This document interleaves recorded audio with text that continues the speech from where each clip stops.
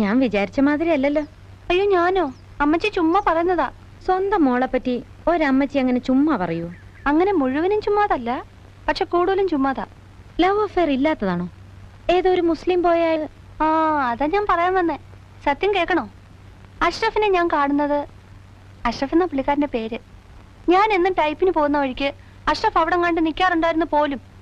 ഞാനാണെങ്കിൽ വീട്ടിൽ നിന്ന് ഇറങ്ങിയാൽ പിന്നെ ഇടത്തോട്ടും വലത്തോട്ടും നോക്കുന്ന പ്രശ്നമേ ഇല്ല. വീട്, type writing institute, type writing institute, വീട്, അങ്ങനെ.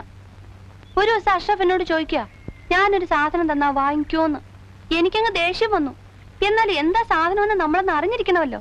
അത് വേണം. ആ നോക്കുമ്പോഴെന്താ ഒരു കത്ത്. കരണക്കുറ്റി നോക്കിയൊന്ന് പൊട്ടിക്കാൻ ആദ്യം എനിക്ക് തോന്നിയത്. പിന്നെ ഞാൻ ആലോചിച്ചു, അത് വേണ്ട. കത്തിൽ എന്താ എഴുതിയിരിക്കുന്നത് നമുക്കറിയണ്ടേ. പിന്നീട് ആ മനുഷ്യൻ കത്തോട് കത്താണ്. ഒരിക്കലും വാങ്ങിച്ചു പോയില്ലേ, പിന്നെങ്ങനെ വേണ്ടെന്ന് പറയുന്നേ.